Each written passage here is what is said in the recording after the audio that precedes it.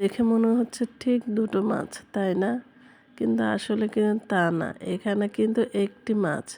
কিন্তু কাটা হয়েছে এমনভাবে দেখে মনে হচ্ছে একদম পুরোপুরি হোল দুটো ফিশ আছে এখানে।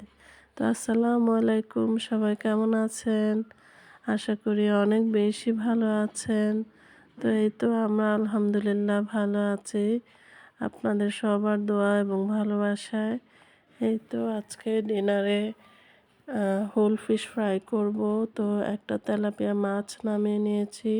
ডিনারের টাইম আসলে একদমই হয়ে গিয়েছে, তো ভাবলাম যে একদম ফুলটা ফ্রাই করতে গেলে হয়তোবা সময় লেগে যাবে। আমি চাচ্ছি একদম ৭ থেকে ৮ মিনিটে ফ্রাই হয়ে যাক। এই কারণে পুরো মাছটাকে আমি একদম আড়াআড়িভাবে কেটে নিয়েছি, লম্বালম্বিভাবে, যেন একদম পাতলা হয় অ্যান্ড খুব দ্রুত ফ্রাইটা হয়ে যায়।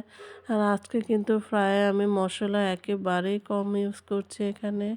শুধুমাত্র হলুদের গুঁড়ো অ্যান্ড মরিচের গুঁড়ো দিচ্ছি, সাথে স্বাদ মতো লবণ, আর কিছুই দিচ্ছি না। কারণ অ্যাকচুয়ালি হাতে সময় একেবারেই নেই, ডিনারের টাইম হয়ে গিয়েছে। তো এইজন্য আমার যেহেতু আদা রসুনটা বিশেষ করে কিউব করা, তো এই কারণে হচ্ছে আদা রসুন নামিয়ে গড়ানোর মতো এখন সময় নেই। এই কারণে আমি চটজলদি, যেহেতু হলুদ গুঁড়ো মরিচ গুঁড়োটা একদম সহজ, অ্যান্ড হলুদ গুঁড়ো মরিচ গুঁড়ো দিয়ে মাছ ফ্রাই করলে কিন্তু খেতে খুব ভালো লাগে। আর তেলাপিয়া মাছটা আসলে আমার এমনিতেও খুব ভালো লাগে। এটা শুধু হলুদ মরিচ গুঁড়ো মাখিয়ে ফ্রাই করলেও কিন্তু খুবই টেস্টি হয়। তো যাই হোক, আমি মাখিয়ে নিয়েছি। আর আমি কিন্তু আজকে রাখবো না, মেরিনেট করে হয়তো বা ৫ থেকে ১০ মিনিট রাখতে পারলে ভালো হতো। কিন্তু ওই যে বললাম, আজকে ডিনারের টাইম একদম হয়ে গিয়েছে। তো এখন ওয়েট করার মতো ওয়ে নেই, তখন হচ্ছে অনেক রাত। তো এই কারণে আমি আর ওয়েট করছি না।